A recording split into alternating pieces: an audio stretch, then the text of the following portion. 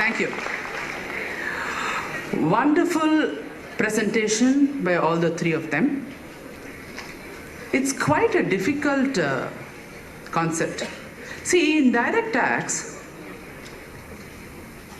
as a term itself suggests, it is a direct taxation. Therefore, for people, see, basically chartered accountants, as I often, I interact with many chartered accountants, they are very familiar with direct taxation.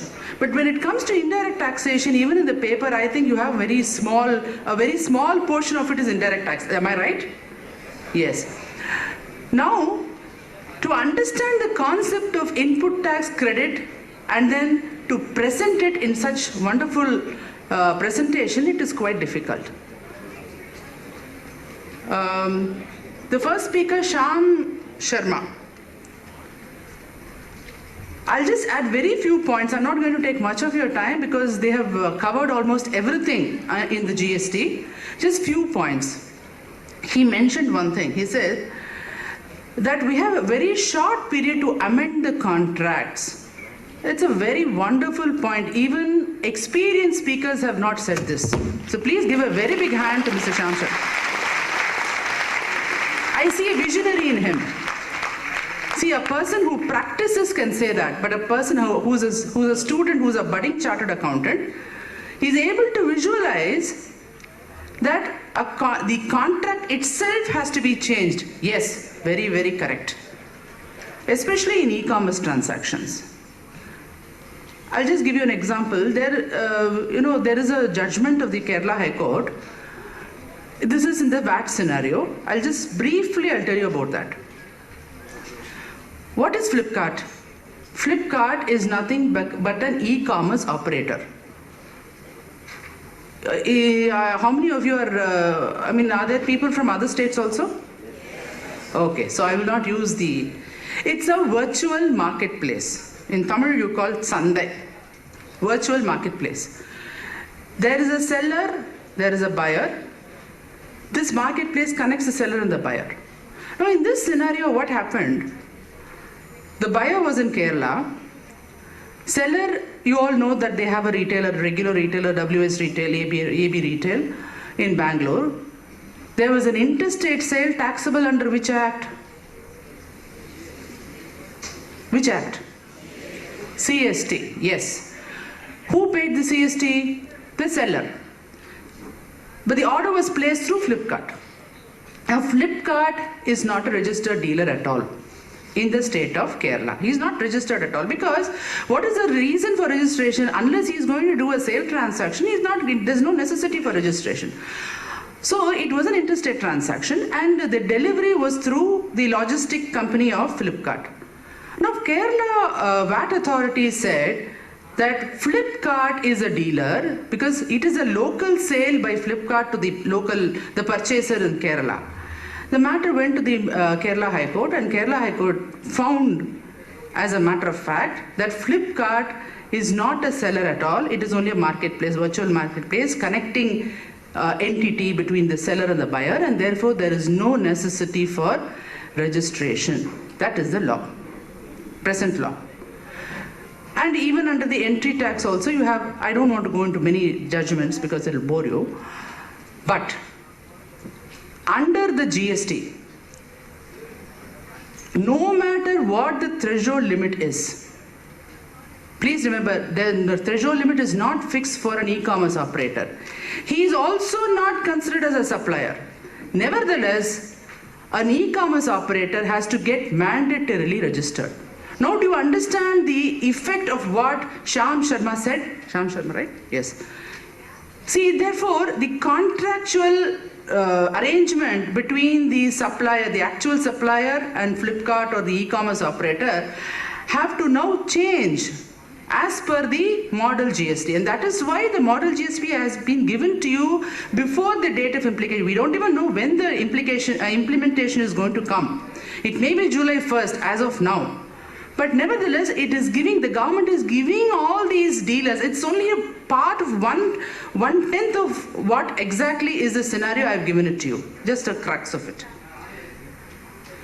Secondly, he's talking about the cascading effect. Yes. input tax credit definitely will minimize the cascading effect.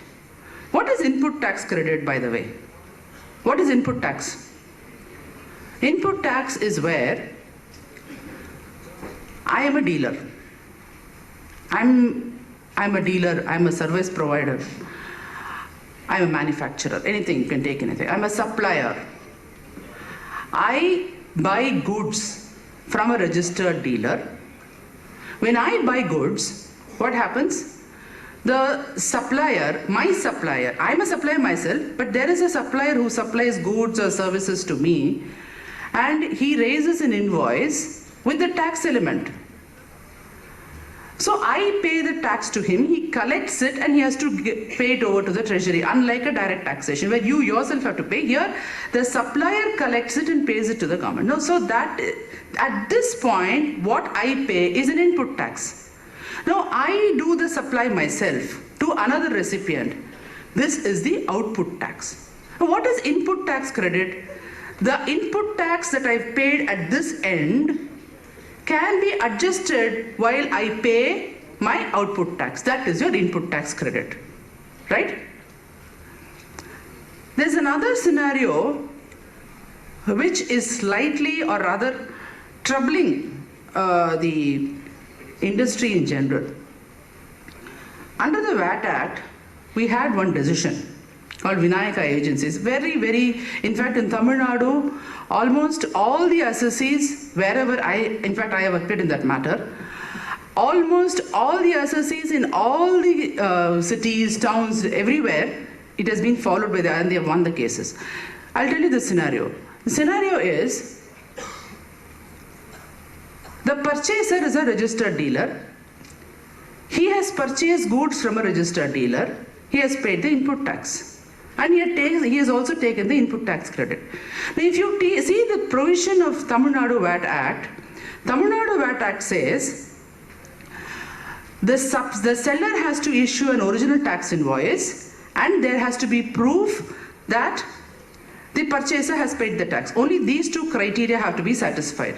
Now, in this case, the purchaser had satisfied both the criteria because the seller had issued an original tax invoice, he has proved it, and the tax element has also been deducted from his bank account, that also he proved. Yet, what happened? The seller, after collecting the tax, did not make it over to the treasury. Okay? He has appropriated it to himself. What happened? What exactly should have been the position? The department should have caught the seller. Instead, they caught the purchaser and they said, your input tax credit has to be reversed. We went to the court. High Court said, what are you saying? His seller has collected the tax. Purchaser has also proved that tax has been collected from him. There is an original tax invoice. How can you catch the purchaser? How can you reverse ITC of the supplier, of the purchaser who has actually lawfully paid the tax? You should catch the seller. That is a scenario. However, under the GST, it is not so. What happens is, as Shyam Sharma was mentioning, there are 37 returns. The first one is the return of outward supplies, return of inward supplies. Both are matched. The supplier's outward supply will be reflected to the recipient who has to make his adjustment. And after all this, suppose the department feels that there's an excess ITC claimed by the recipient and the supplier has not paid over the tax to the government, notice is given to both. That is the supplier as well as the recipient. Now look at the funny part. If the supplier does not respond or he has collected the tax, there is proof enough that he has collected the tax but he has not paid it over to the government, it will be added as an output tax liability in the returns of the recipient. Okay? Please understand. See, the responsibility of the recipient is more when he claims the input tax credit. That is the reason. Now, of course, there is some breather when it says, okay, now we will definitely catch the supplier and we will give him a notice under section 69. 69, there's a provision. We will give him a notice. he has to come and answer, and if ultimately he is found that it is found that he has collected it and he has not paid it, then we will collect the tax from him, and you have to apply, the recipient who has to pay, add it to his output tax liability and pay it. Later, after the supplier ultimately pays, we do not know when, he can claim it as a refund, and he can reclaim the credit. See, it is, it works like this on a roundabout basis. Therefore, the decision rendered by the Madras High Court in Vinayaka agencies may not have much relevance in the GST scenario. So this is the position. Therefore, input tax credit is a wonderful area.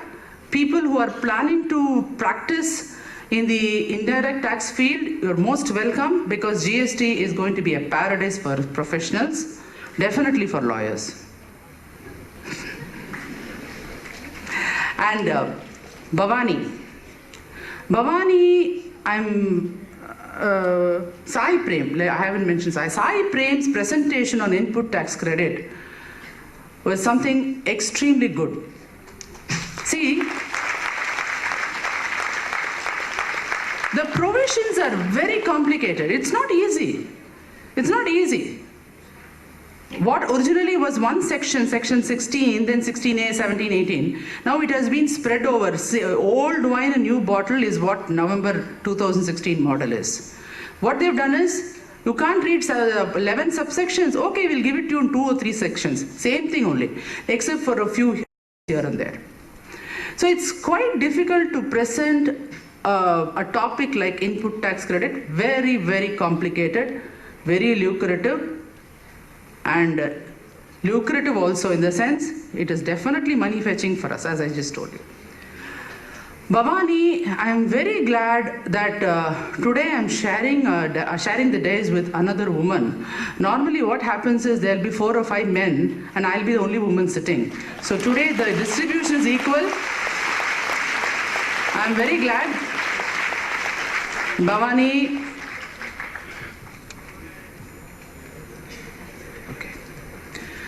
yes, I just got a sheet that the Honorable Minister is arriving, so I'll just wind up.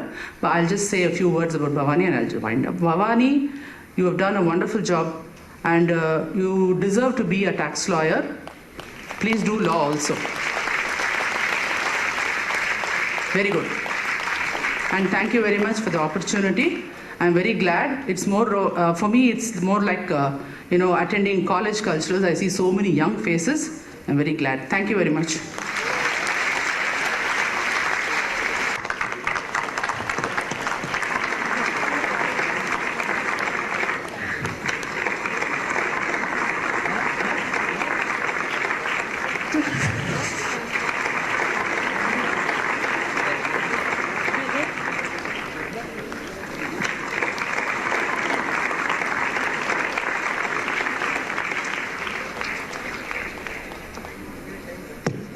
I now request Mr. Ganesh Pathuri to propose the vote of thanks.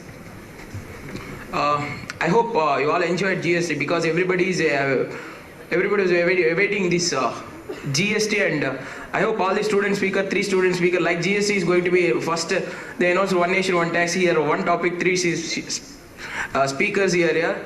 I hope they have given a lot of inputs. Thank you so much, student speakers, for presenting your wonderful papers here.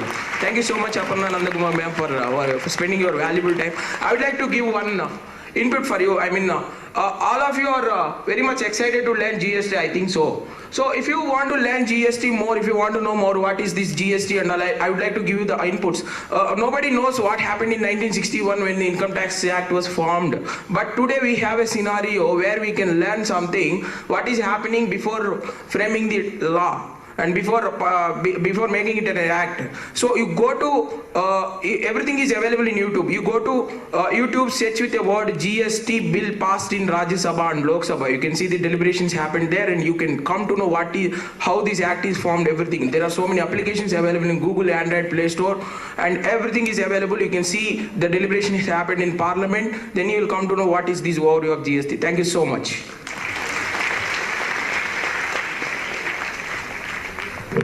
Thank you, sir. Thank you, ma'am.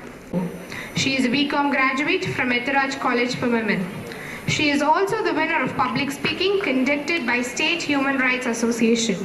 I welcome Sabita Sriram to the dais. Please, ma'am. I also extend my hearty welcome to the third speaker, Ms. V. Vidya Lakshmi, who is pursuing her articles in R. Subramaniam & Co. She is also pursuing her graduation in University of Madras. She has also participated and won prizes at various elocution, debate and quiz competitions. She has also presented papers with the theme Vedanta at Ernakulam. I request Ms. V. Vidya Lakshmi to come to the dais. Please, ma'am.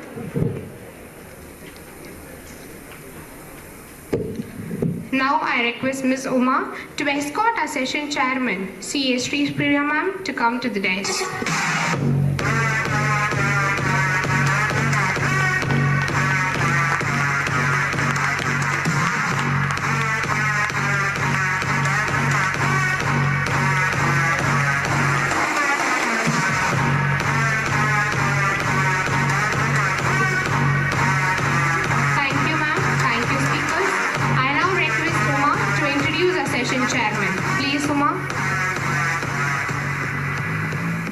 Good morning all.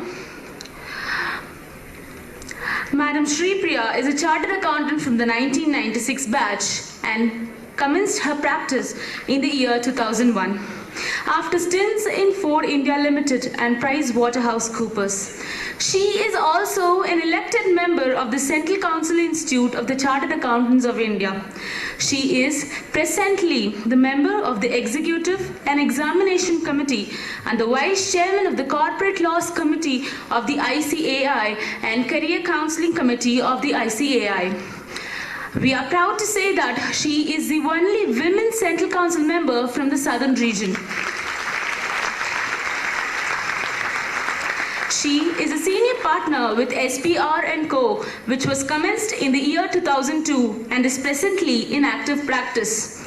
Madam Priya has had a distinguished academic record right through her school, college and CA with merit awards and country top scores with a 17th rank in the CA intermediate examinations. She is extremely familiar with contemporary ERP technologies and practices in risk management and ERM framework. I welcome Mrs. Shri Priya Kumar. Thank you, ma'am. Thank you, Uma. I now request Uma to honor our session chairman.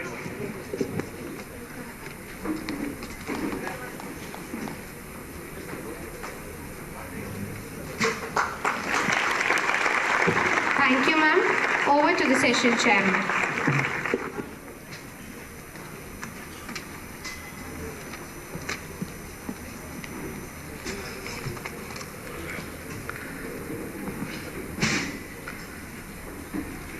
C.A. Babu Tevar, the SICASA chairman, who's done a terrific job in organizing this event here today.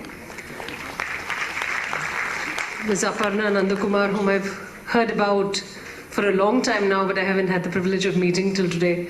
Welcome, ma'am. Eminent faculty we have in our midst, Dr. Giridharan, Dr. Paramasivan, and the office team that has made this entire conference happen. And most important of them all, ladies and gentlemen, and young ladies and gentlemen, here's a very, very hearty good morning to all of you. Attending a very nice students' event like this is a major challenge because you're constantly wondering what to wear. So and I'm sure it must be the same for most of you here. So having overcome that, I stand before you. I'm very, very deeply honored and privileged to be here today at this National Convention for CA students. And I'm doubly happy that this is the first time I'm chairing a session in a Chennai convention. Somehow I've never gotten around to doing it. And thankfully for me, it's a subject that I'm very familiar with. It's the Companies Act 2013. With the exception of the Manusmriti, the Hammurabi's Code of Law, and the Arthashastra by Kautilya, very few legislations in world history have been proactive. They've always been reactive to a way a civil society behaved or misbehaved, and this Companies Act 2013 is no exception. This act, I don't know how many of you know, is famously or infamously called as the 3S Act. The Satyam, Sharda, the Sahara Act. So apparently these three big scams that rocked India were instrumental in defining this legislation. This legislation is very unique. I thought it would be nice, and just as Ms. Aparna mentioned, I think the Companies Act 2013 and its attendant issues is turning out to be a huge professional opportunity, and rightly so. We have a session on professional opportunities. Now there are some things which are very interesting about this act. So I just thought I'll set the context of this act before the students actually start speaking. So what makes this act very different? Number one, it's a delegated legislation. What does that mean? A bulk of the act is contained in the rules that are prescribed. So in about 338 places in this act, you will see the line "and rules as may be prescribed." Which companies need to appoint a compulsory company secretary? Those companies as may be prescribed. Which companies need to have an internal auditor? Those companies as may be prescribed. Which companies need to have rotation? Listed companies and such other classes of companies as may be prescribed. So everything is by prescription. And what's the advantage of something like this? It can be deepened anytime. It doesn't have to go back to the parliament necessarily. There is a rule-making authority which can make this happen. The second thing about this act is that it looks at, it's actually a threshold-driven legislation. Again, a first time for India. See, previously, the Companies Act would just distinguish between a private company and a non-private company. But this act, and some of what I'm saying could be very relevant for your exams as well. So you might just want to be a little more focused towards what I'm saying. See, very funnily, this act actually is threshold driven. So what did they do? I'll explain it to you in a very simple manner. They created 5 buckets. The first bucket is the type of company to which a section would apply. You can have a public, private, listed, OPC, small, dormant, and certain other categories of companies that came in. In the second one, they created some parameters. What were the parameters? It could be share capital, it could be net worth, it could be borrowings plus deposits, it could be turnover. In the third bucket, they put some numbers. They said 50 lakhs, 2 crores, 5 crores, 10 crores, 20, 30, 50, 100, 200, 300, 500,000 crores. Now I'll give you a small example. Why are we talking about these buckets here? What is the class of companies that need to have a company secretary, a compulsory company secretary? They said any company from bucket 1 with a paid-up capital from bucket 2 of more than 5 crores would need a company secretary. Similarly, a public limited company with a paid-up share capital of more than 10 crores will need a KMP. So this is how, and then they put in some additional parameters which I'll skip for the time being, but this is a classic example of a threshold-driven legislation. So a particular section will apply or not apply depending on what kind of company it is. And some of you who've written final may have answered this question on whether internal audit is applicable or not, whether rotation is applicable or not. I think this would be a lot of focus even from an exam perspective. Now the third thing about this act is that it's very high on penalties. Whatever was 50,000 in the previous act is now 5 lakhs, 25 lakhs. And secondly, and very sadly, there is no correlation between the offense and the penalty. You can have a small loan to director violation of 1 lakh, but the penalty starts from 50 lakhs to 25 lakhs, 5 lakhs to 25 lakhs. So these are some of the very important things about this Companies Act. And this act very simply stands for 3 words. A, for accountability. It wants to make managements accountable. 2, corporate governance. It realizes the shareholders as, the trustee, as the ultimate owners, and the board of directors as trustees. which is why you have this concept of corporate governance. Because the money is owned by somebody else and invested by somebody else, and the money is managed by somebody else, which is the board of directors, you have this concept of corporate governance that's come in. And T is for transparency. So this act, ACT, is not just a noun, it's these three adjectives that make this act. With this very, I hope, relevant introduction, I'd like to invite the speakers to come and present their papers, and I look forward to listening to them just as much as you do. Thank you very much.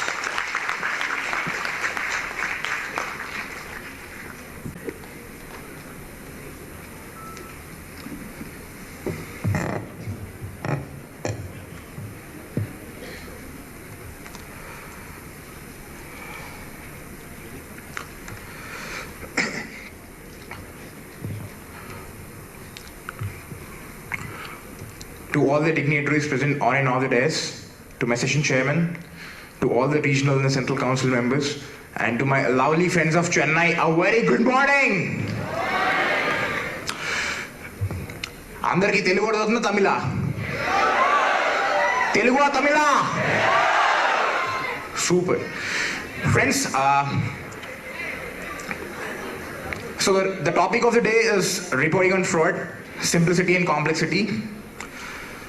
Friends, as ma'am rightly pointed out in the last session, so this is one of the sessions where it is 75% is dominated by the women, and I'm the only speaker who is a male here. No offense, ma'am, no offense. Friends, the topic reporting on fraud.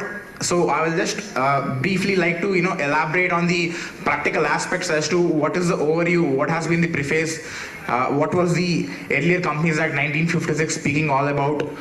And next I'll be moving on to what are the practical elements, what the people in the practicing industry have been facing, and how can you determine the fraud and etc. Friends, I'll start off with a quote which says that probably the three relevant things, or probably the three important things which deserve no mercy, is hypocrisy, fraud and tyranny. And fraud is one of the aspects what we would like to discuss for the day. Friends, probably for the last couple of decades, or probably for the last 50 years, we have been seeing, or we have been working on the Companies Act 1956, which though was mainly focusing on the fraud as well, but probably in the current Companies Act 2013, the emphasis has been a little bit more. So right from the punishments, I would say the scope has been a little broader. What is the implication of fraud, friends? Probably people working, a quick question, how many of you are from IPCC here? Okay, and I assume the other people are from final, yes? Yes? Super. Friends, so what is the exact implication do we have on the frauds? Integrity. Probably when the Satyam scam which broke out, so I belong from the place of the current ICA president Reddy sir, and as well as from the same place where we had the Satyam scandal which broke out. The integrity of financial statements is one of the place where we can say we the auditors have been totally been affected. So without naming one of the big four consulting firms which was the auditors of the company called Satyam, so the whole profession has been